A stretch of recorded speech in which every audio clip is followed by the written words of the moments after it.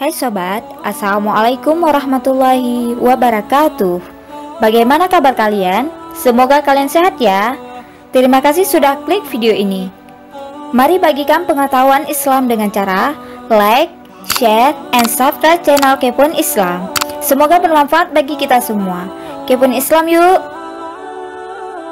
Manusia dituntut untuk hidup berdampingan dengan makhluk lain yang diciptakan oleh Allah Subhanahu wa Ta'ala di bumi ini, termasuk bangsa jin. Meski tak terlihat oleh mata manusia, jin senantiasa hidup berdampingan dengan manusia. Jin sendiri ada yang kafir, ada pula yang Islam. Jin kafir memiliki tujuan menyesatkan manusia dari jalan kebenaran. Mereka selalu menggoda dengan berbagai cara hingga masuk ke dalam tubuh manusia. Lantas, bagaimana cara mengetahui apakah di tubuh kita terdapat jin? Berikut 5 tipikal orang disarangi jin jahat. 5. Berpaling dari suara azan. Nabi SAW mengabarkan ketidaksukaan jin dengan suara azan.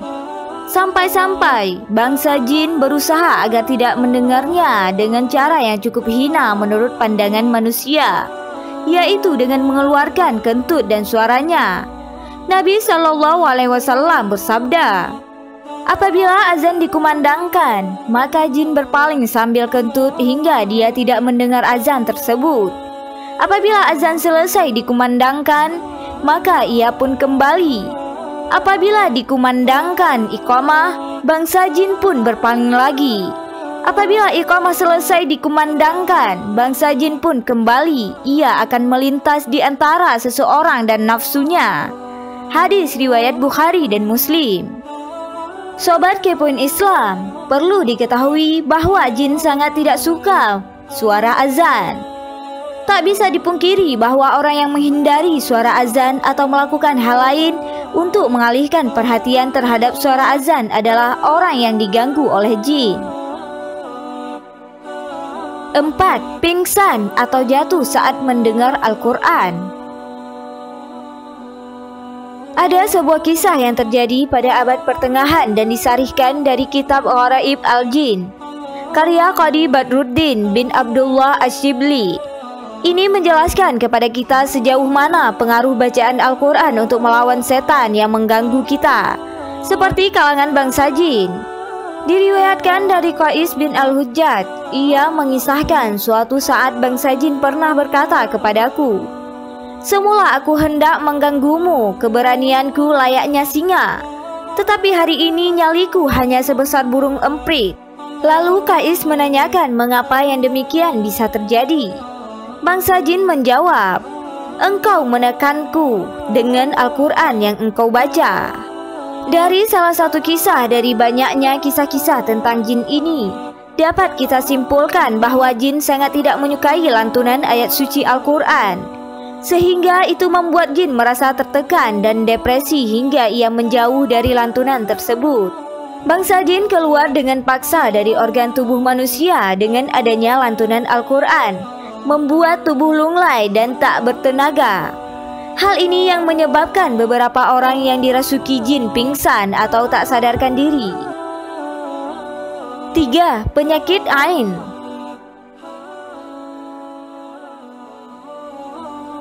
Ain adalah penyakit atau gangguan yang disebabkan pandangan mata. Disebutkan oleh Syekh Abdurrahman bin Hasan di dalam kitabnya Fathul Majid. Seorang yang memandang menimbulkan gangguan pada yang dipandangnya. Dari Aisyah radhiyallahu anha, ia berkata, dahulu Rasulullah SAW memintaku agar aku diruqyah untuk menyembuhkan ain. Hadis riwayat Muslim. Dari Jabir bin Abdullah radhiyallahu anhu, Nabi SAW bersabda, sebab paling banyak yang menyebabkan kematian pada umatku setelah takdir Allah adalah ain. Hadis riwayat Al-Bazzar.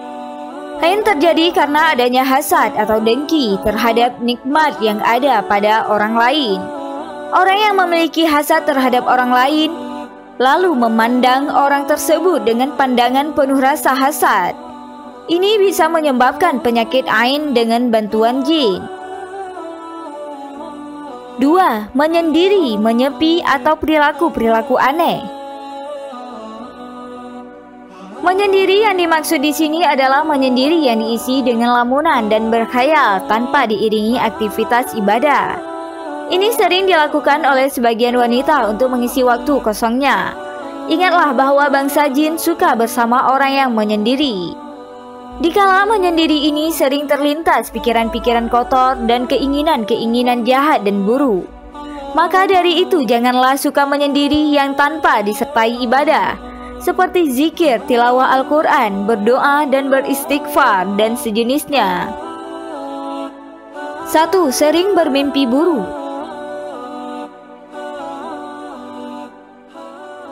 Orang yang kena sihir biasanya selalu mimpi buruk.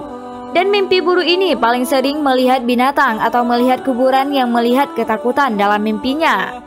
Sehingga suatu saat sering mengingau dan membunyikan giginya atau kadang-kadang menyerang seseorang yang berusaha membangunkannya.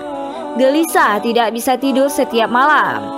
Astagfirullah, semoga kita semua dijauhkan oleh Allah dari segala gangguan jin.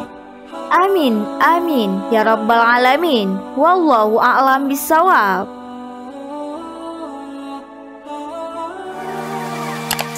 Oh